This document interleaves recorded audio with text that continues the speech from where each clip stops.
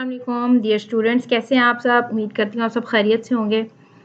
आज हम अपनी पेल्विक फ्लोर मसल की सीरीज़ का एपिसोड 2 करेंगे, वीक पेल्विक फ्लोर डिसफंक्शन, जिसमें हमने last time pelvic floor muscles के फंक्शंस पढ़े थे। मूव करेंगे, थोड़ा सा रिकैप कर लें। लास्ट वीडियो में हमने पेल्विक फ्लोर मसल्स के नॉर्मल फंक्शंस डिस्कस किए थे, ठीक है। 5 फंक्शन, जिसमें मैंने आपको बताया था कि आपने 5S याद रखना है। स्फिंक्टेरिक, सपोर्ट, स्टेबिलिटी, सेक्सुअल, सम पम्प।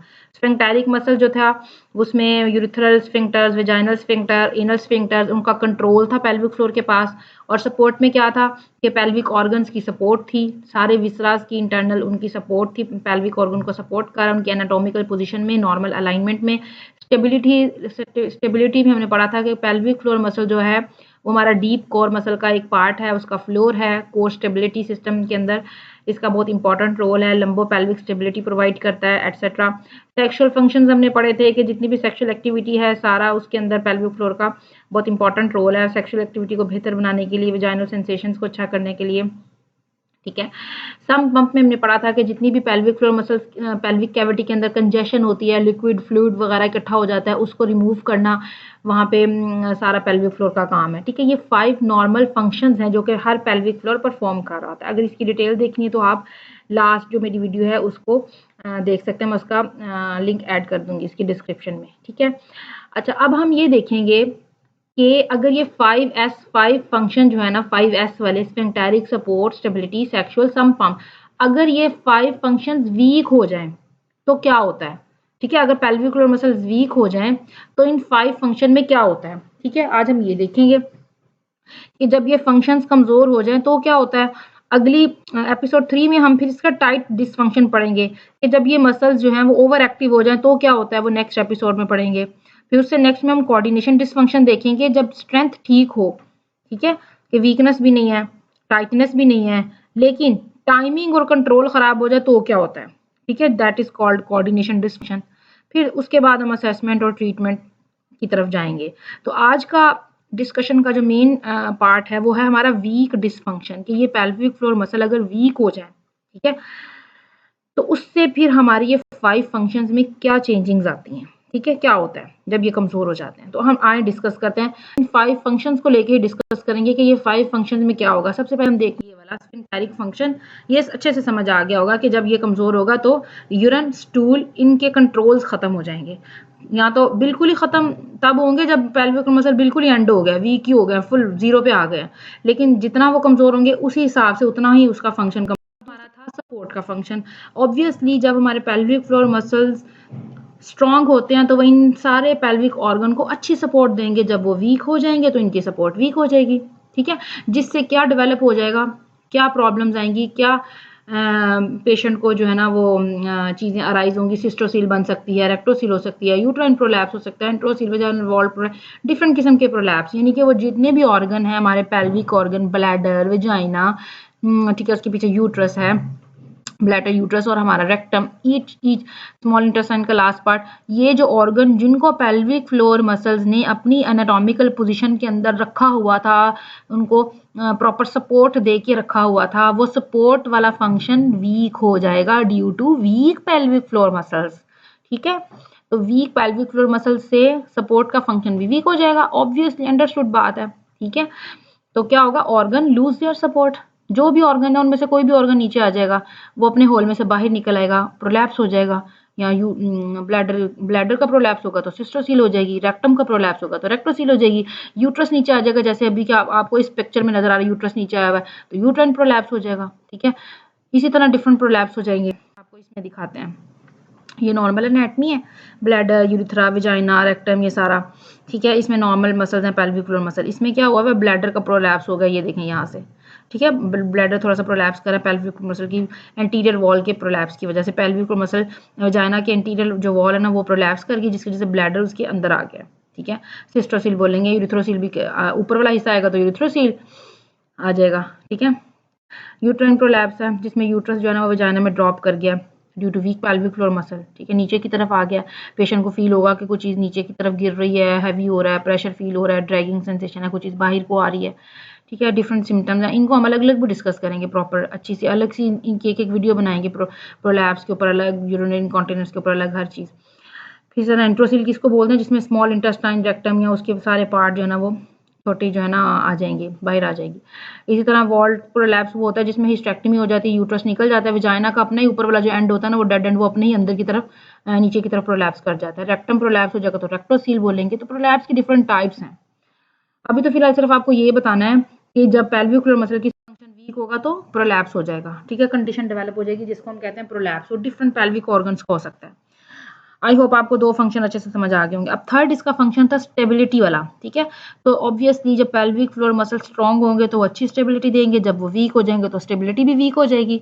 तो स्टेबिलिटी वीक होने की वजह से बॉडी के अंदर क्या कंडीशंस डेवलप होंगी, क्या क्या मसाइल पैदा हो सकते हैं, क्या क्या पेशेंट को जो है ना वो इश्यूज होंगे, वो हैं जैसे कि stability, poor core stability, poor posture खराब हो जाएगा, मूवमेंट की एफिशिएंसी डिक्रीज कर जाएगी, लो बैक पेन होगा, पेल्विक गर्डल पेन, ऐसे जॉइंट डिसफंक्शन, डिक्रीज बैलेंस। वो सारे काम जो स्ट्रॉन्ग पेल्विक फ्लोर मसल दे रहा था ना हमें, अपनी प्रॉपर स्टेबिलिटी के साथ, अपनी कोर की स्ट्रेंथ के साथ, वो सारे वीक हो जाएंगे। कमर में दर्द रहेगा, ऐसे जॉइंट के प्रॉब्लम्स हो जाएंगे, क्योंकि ऐसी बात है पेल्विक फ्लोर मसल वीक है, वो अच्छे से पेल्विस को स्टेबिलिटी दे नहीं रहे, लंबो पेल्विक स्टेबिलिटी नहीं प्रॉपर दे रहा। तो क्या हुआ, क्लिनिकल मैसेज हमारा ये हुआ कि कोर बिकम अनस्टेबल, ठीक है। जाहिर सी बात है, हमारी ये कोर है ना, सामने से हमारे पेट के मसल, साइड से हमारे पेट के मसल, ऊपर से डायफ्राम है, मल्टीफिडस है, पेल्विक फ्लोर, ये पूरी कोर बनाता है। इसमें से कोई एक हिस्सा भी वीक हो जाता है ना तो पूरी कोर की स्टेबिलिटी कॉम्प्रोमाइज होती है, और उस कोर की स्टेबिलिटी कॉम्प्रोमाइज होने से इस पूरी कोर से रिलेटेड आसपास इधर उधर के जुड़े हुए हर जो भी चीज़ है वो सारा का सारा फिर उसके अंदर इश्यूज शुरू हो जाते हैं, पेन स्टार्ट हो जाती है, उसके अंदर डिसबैलेंस हो जाता है पोस्चर में, उसके सारी मूवमेंट एफिशिएंसी खराब हो जाएगी, स्टेबिलिटी खराब हो जाएगी, फिर पेन्स आएंगी। जाहिर सी बात है, pelvic girdle pain, back pain, ऐसे जॉइंट पेन, यहाँ पे ये सारे जितने भी इनके इस पूरी कोर के अंदर जो जो जॉइंट्स आते हैं, जो जो मसल्स आते हैं, जो जो बॉडी के पार्ट्स आते हैं, उनके अंदर पेन आएगी, वो डिसफंक्शन की तरफ चला जाएगा, ठीक है। तो हमारी स्टेबिलिटी कॉम्प्रोमाइज, तीसरा फंक्शन, जैसे देखें ना, ये हमारी कोर ठीक है, इसके आगे पीछे साइडें ऊपर नीचे सब कुछ फिट काम कर रहा है, तो सब कुछ सही चल रहा है। इसमें क्या हुआ कि डिसबैलेंस हो गया है कोर के अंदर, ठीक है, कुछ आगे मसल टाइट हो गए हैं, लंबर स्पाइन के मसल पीछे से टाइट हो गए हैं, जिसकी वजह से कोर जो है ना वो मिसअलाइंड हो गई है, ठीक है। तो जिसकी वजह से हमारे इसकी वजह से हमारी बॉडी के अंदर मल्टीपल डिसफंक्शन क्रिएट हो जाएंगे, ठीक है। अच्छा, उसके बाद सेक्सुअल फंक्शन डिक्रीज हो जाएगा, क्योंकि pelvic normal pelvic floor function जो है ना वो हमें सेक्सुअल फंक्शन को प्रमोट कर रहा होता है। हर चीज़ जो है ना वो जितने भी उसके सेक्सुअल एक्टिविटी के स्टेप्स हैं, सारे के सारे स्टेप्स जो है ना वो अपनी बेस्ट परफॉर्मेंस देते हैं। लेकिन जैसे ही पेल्विक फ्लोर मसल वीक होगा तो वो सारे फंक्शन जो है ना वो डिक्रीज कर जाएंगे।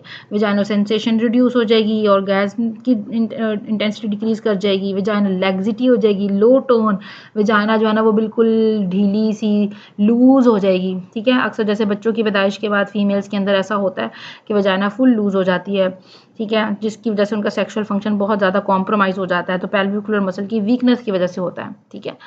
तो पेल्विक फ्लोर मसल जब वीक हो जाते हैं तो वजाइना की अपनी टोन इंटरनली वो सारा वीक हो जाता है, लेग्जिटी आ जाती है उसके अंदर, सेक्सुअल कॉन्फिडेंस ही डिक्रीज कर जाएगा। तो वीक मसल जो है वो क्या करेंगे, रिड्यूस कर देंगे सेक्सुअल सपोर्ट को और सेंसेशंस को, जिसकी वजह से ओवरऑल सेक्सुअल फंक्शन कम हो जाएगा। लास्ट फंक्शन, लास्ट सेक्सुअल के बाद लास्ट फंक्शन है सम पम्प फंक्शन, ओके। तो पेल्विक फ्लोर फंक्शन जो था हमने पढ़े, जब 5 फंक्शंस पढ़े तो उसमें आखिरी जो सम पम्प पढ़ा था, हमने पढ़ा था कि नॉर्मली पेल्विक फ्लोर मसल जो है ना वो सारा कंजेशन, सारा fluid, abnormal lymph, abnormal blood जो भी वहाँ पर इकट्ठा होता है वो सारा वहाँ से वाइप आउट कर देता है, क्लीन कर देता है एरिया को।